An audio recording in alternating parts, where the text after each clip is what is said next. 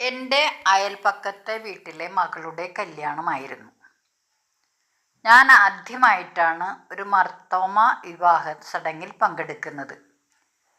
എനിക്ക് അവിടെ ഉണ്ടായ അനുഭവവും ആ വിവാഹത്തിൻ്റെ കത്തോലിക്ക RC വിവാഹത്തിൽ നിന്ന് വ്യത്യസ്തമായിക്കൊണ്ട് ആ കണ്ട അനുഭവവും നിങ്ങളുമായിട്ട് ഷെയർ ചെയ്യണമെന്ന് ഞാൻ ആഗ്രഹിച്ചു. അതോടൊപ്പം ഇന്നത്തെ കാലത്ത് വിവാഹം നടന്ന് അധികം വൈകാതെ വിവാഹമോചനം നടക്കുന്ന അതിൻ്റെ കാരണങ്ങളും അതില്ലാതെ എങ്ങനെ സന്തോഷത്തോടെയും സമാധാനത്തോടെയും ജീവിക്കാമെന്നും നമ്മുടെ വിവാഹ ജീവിതത്തിലേക്ക് ഒരു എത്തിനോട്ടം നടത്താമെന്നും ഞാൻ തീരുമാനിച്ചു. അതിൻ്റെ വെളിച്ചത്തിലാണ് ഞാൻ ഈ വീഡിയോ ചെയ്യുന്നത്. കുടുംബങ്ങൾ സ്വർഗമാകണമെങ്കിൽ എന്തെല്ലാം കാര്യങ്ങൾ ചെയ്യണം എന്നുള്ളതിനെ കുറിച്ചിട്ടാണ് ഈ വീഡിയോ ഞാൻ നിങ്ങൾക്കായി സമർപ്പിക്കുന്നത്. ഇന്ന് ഏറ്റവും വലിയ പ്രശ്നങ്ങളായിരുന്നു, അതുപോലെ തന്നെ ചടങ്ങുകളും വ്യത്യസ്തതയുണ്ടായിരുന്നു. അതൊക്കെ നിങ്ങൾക്ക് നേരിട്ട് കണ്ട് മനസ്സിലാക്കാവുന്നതാണ്. പക്ഷെ ഇതിനേക്കാളും കൂടുതൽ എനിക്ക് പറയാനുള്ളത്, വിവാഹം എന്നത് ഒരു കുദാശ മാത്രമല്ല, അത് വലിയൊരു ഉത്തരവാദിത്തമാണ്. ചെറിയ കാര്യങ്ങൾ കൊണ്ടാണ് ഇന്ന് മിക്കവാറും പലരും വേർപിരിയുന്നത്. അതിനുള്ള കാരണങ്ങൾ ക്ഷമയുടെ കുറവ്, അഹങ്കാരം, ഞാൻ ശരി, ഞാൻ മാത്രമാണ് ശരി എന്നുള്ള ഭാവം. ഇത് പ്രവചനം നമ്മുടെ വിവാഹത്തിലല്ല, നമ്മുടെ സമീപനത്തിലാണ്. ഇത് എങ്ങനെ നമുക്ക് പരിഹരിക്കും? ഒരു വിവാഹം ചെയ്തിട്ടുണ്ടെങ്കിൽ നമ്മൾക്ക് തന്നെ ഒരു ആത്മപരിശോധന നടത്താനുള്ള ഒരവസരം കൂടിയായിട്ട് ഞാനിതിനെടുക്കുന്നു. ക്ഷമ ഇല്ലെങ്കിൽ ഒരു ബന്ധവും നിലനിൽക്കില്ല. പരസ്പരം ക്ഷമിക്കാനായിട്ട് എല്ലാവരും, ആരും ദൈവങ്ങളല്ല, മനുഷ്യരാണ്. അവർക്ക് പോരായ്മകളുണ്ടാവും, കുറവുകളുണ്ടാവും. അതിനെ ക്ഷമിക്കാനുള്ള ഒരു മനസ്സുള്ള ആളുകൾക്ക് മാത്രമേ വിവാഹ ജീവിതം നിലനിർത്തിക്കൊണ്ടു പോകാനായിട്ട് സാധിക്കുകയുള്ളൂ. പിന്നെ ഇണയെ പരസ്പരം മനസ്സിലാക്കുക. മറ്റവരുടെ കുറവ് ചൂണ്ടിക്കാട്ടി വേദനിപ്പിക്കുന്നതിന് പകരമായിട്ട് ആ കുറവുകൾ മനസ്സിലാക്കിക്കൊണ്ട് അത് നികത്താനായിട്ട് ശ്രമിക്കുമ്പോഴാണ് നമ്മൾ ഒരു കുടുംബ ജീവിതം സ്വർഗമായി തീരുന്നത്. പിന്നെ പരസ്പരം സംസാരിക്കണം. പലപ്പോഴും നമ്മുടെ കുടുംബജീവിതത്തിൻ്റെ തകർച്ച ആർക്കും, പ്രത്യേകിച്ച് ഇന്ന് ഈ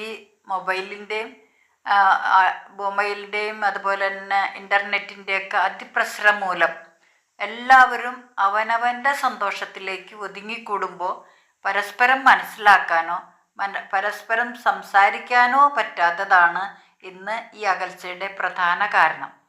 പരസ്പരം സംസാരിക്കാത്തിടത്ത് അവർ തമ്മിലുള്ള ആത്മാവുമായിട്ടുള്ള ദൂരം അകന്നു പോവുകയാണ് ചെയ്യുന്നത്. പിന്നെ പലപ്പോഴും നമ്മൾ, സ്ത്രീ ആയാലും പുരുഷനായാലും, ശമ്പളമൊക്കെ കൂടുതലുണ്ട്, അവനേക്കാളും കൂടുതൽ വലിയ ജോലി മേടിക്കുന്നത് ആരാണോ ആ ആൾക്കൊരു ഇത്തിരി അഹങ്കാരം ഉണ്ട്. നിനക്ക് എപ്പോഴും കളിയാക്കുന്നു, നിനക്ക് ഇത്രയല്ലേ കിട്ടണം, എനിക്ക് ഇത്ര കിട്ടുന്നുണ്ട്, അല്ലെങ്കിൽ ഞാൻ പണിയെടുത്തിട്ടാണ് ഈ കാര്യം നടത്തുന്നത്, നിങ്ങൾക്ക് ഇത്രയല്ലേ കിട്ടുള്ളൂ. ഇങ്ങനെ പരസ്പരം അഹങ്കാരത്തോടെ കൂടി പറഞ്ഞ് മറ്റേ ഇണയെ തരം താഴ്ത്തുന്ന ഒരു പരിപാടി നമ്മുടെ കുടുംബജീവിതത്തിൽ പരാജയത്തിന് കാരണമായി തീരുകയാണ് ചെയ്യുന്നത്. അപ്പോൾ അതുകൊണ്ട് പരസ്പരം മനസ്സിലാക്കിക്കൊണ്ട് ഒരാളുടെ കുറവ് മറ്റൊരാൾക്ക് നികത്താൻ പറ്റുന്നുണ്ടല്ലോ എന്നുള്ള ആ സന്തോഷത്തോടെ അത് അംഗീകരിക്കുകയും, ആൾക്ക് കുറവുണ്ടെങ്കിലും എന്നെ സ്നേഹിക്കാനുള്ളൊരു മനസ്സുണ്ടല്ലോ എന്നുള്ളൊരു ചിന്തയോട് ജീവിക്കാൻ ചെയ്തിട്ടുണ്ടെങ്കിൽ തീർച്ചയായിട്ടും പരസ്പരം വിട്ടുവീഴ്ചയാണ് ഒരാളുടെയും വിവാഹ ജീവിതം മുന്നോട്ട് കൊണ്ടുപോകുന്നത് 100% പെർഫെക്റ്റായിട്ടൊന്നുമല്ല. ഇണയെ മനസ്സിലാക്കിക്കൊണ്ട്, കുറവുകൾ അംഗീകരിച്ചുകൊണ്ട്, മറ്റുള്ളവരെ പരസ്പരം മനസ്സിലാക്കിക്കൊണ്ട് ജീവിക്കുമ്പോഴാണ് കുടുംബജീവിതം ഒരു സ്വർഗമായിട്ട് മാറുകയുള്ളൂ. പിന്നെ ഏറ്റവും ആവശ്യമായിട്ടുള്ളതാണ്, ദൈവം കൂടെ ഉണ്ടെങ്കിലാണ് ബന്ധം ശക്തമാവുകയുള്ളൂ.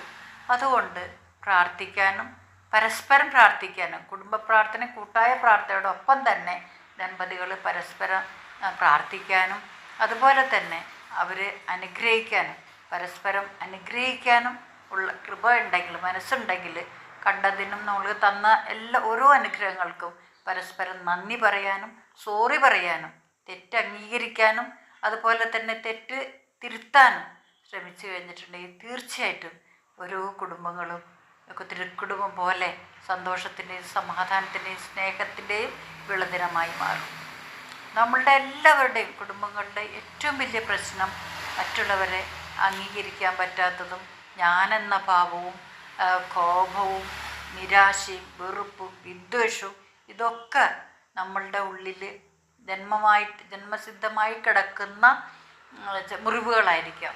അത് മനസ്സിലാക്കിക്കൊണ്ട് ഇണയ്ക്ക് അവളങ്ങനെ പെരുമാറുന്നത് അല്ലെങ്കിൽ അവനങ്ങനെ പെരുമാറുന്നതിൻ്റെ അവൻ്റെ കുടുംബ പശ്ചാത്തലമാണ് അല്ലെങ്കിൽ അവൻ ജീവിച്ച സാഹചര്യങ്ങളാണ് എന്ന് മനസ്സിലാക്കിക്കൊണ്ട് ജീവിക്കുമ്പോൾ കുറച്ചും കൂടി കാര്യങ്ങൾ എളുപ്പമാകും.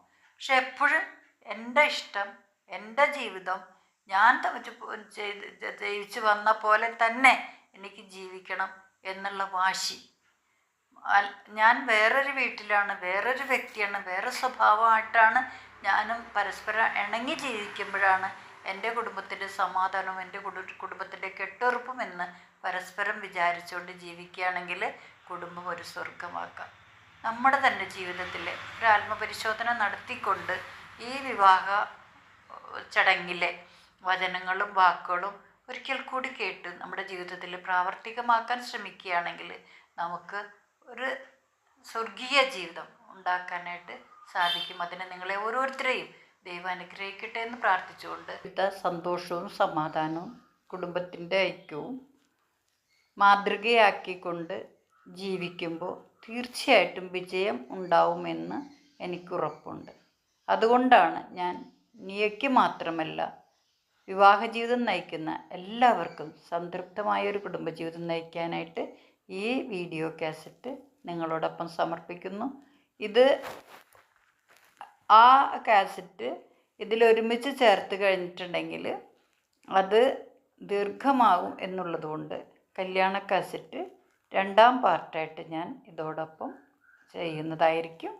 അപ്പോൾ നിങ്ങൾക്ക് ആ വിവാഹ ചടങ്ങിലും പങ്കെടുക്കാവുന്നതാണ്.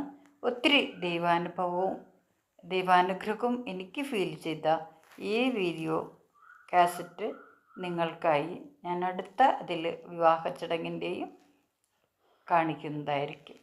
ഒത്തിരി ആ മകൾക്ക് വേണ്ടി മാത്രമല്ല, ഇന്ന് വിവാഹിതരായി കുടുംബജീവിതം നയിക്കുന്ന എല്ലാവർക്കും വേണ്ടി പ്രാർത്ഥിക്കാനായിട്ട് നമുക്ക് കടപ്പാടുണ്ട്. അവരുടെ വിളി, അവർ ദൈവം തിരഞ്ഞെടുത്ത തൻ്റെ ഇണയാണതെന്നുള്ള ബോധ്യത്തോടെ കുറ്റങ്ങളും കുറവുകളും ക്ഷമിച്ചും സഹിച്ചും ജീവിക്കാനുള്ള കൃപ നമുക്കും നമ്മുടെ ജീവിതത്തിലെ പ്രശ്നങ്ങൾ പരിഹരിക്കാനും ഈ വീഡിയോ ഇടയാകട്ടെ എന്ന് പ്രാർത്ഥിച്ചു. ചെറിയ ഒരു മെഡിറ്റേഷനിലൂടെ നമുക്ക് ഈ വീഡിയോ അവസാനിപ്പിക്കാം. നമ്മൾ സ്വയം ഒന്ന് ആത്മപരിശോധന നടത്താം. കണ്ണുകളടക്കി എൻ്റെ ബന്ധത്തിൽ ഈ പറഞ്ഞ ഏതെങ്കിലും തരത്തിലുള്ള വിള്ളലുകൾ ഉണ്ടോ? ഞാൻ ക്ഷമിക്കാൻ തയ്യാറാണോ? എൻ്റെ ഉള്ളിൻ്റെ ഉള്ളിൽ നിന്ന് എനിക്ക് എൻ്റെ ജീവിത പങ്കാളിയെ സ്നേഹിക്കാൻ കഴിയുന്നുണ്ടോ? അവളുടെ കുറവുകൾ നികത്താനാണ് എന്നെ ദൈവം അവൾക്കിണയായി തന്നത് എന്നുള്ള ബോധ്യം നിങ്ങൾക്കുണ്ടോ?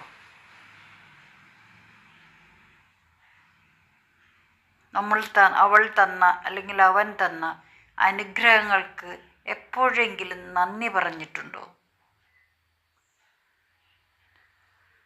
പറ്റിയ തെറ്റിന് സോറി പറഞ്ഞിട്ടുണ്ടോ? ക്ഷമ ചോദിച്ചിട്ടുണ്ടോ?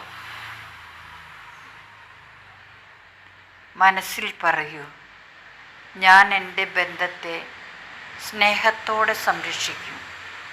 എൻ്റെ ജീവിത പങ്കാളിയെ ജീവന് തുല്യം സ്നേഹിക്കും.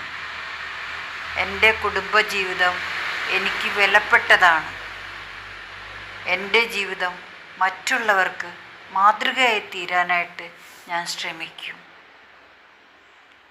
എൻ്റെ കുടുംബത്തിനു വേണ്ടിയും എനിക്ക് വേണ്ടിയും ഞാൻ കുടുംബത്തോടെ കൂട്ടത്തോടെ പ്രാർത്ഥിക്കും.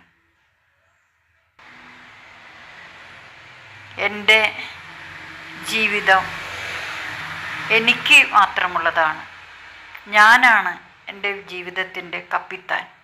ശരിയായ ദിശയിലേക്ക് അതിനെ നയിക്കാനുള്ള ത്രാണി സർവശക്തനായ ദൈവമേ, എനിക്ക് നന്ന് എന്നെ അനുഗ്രഹിക്കണമേ.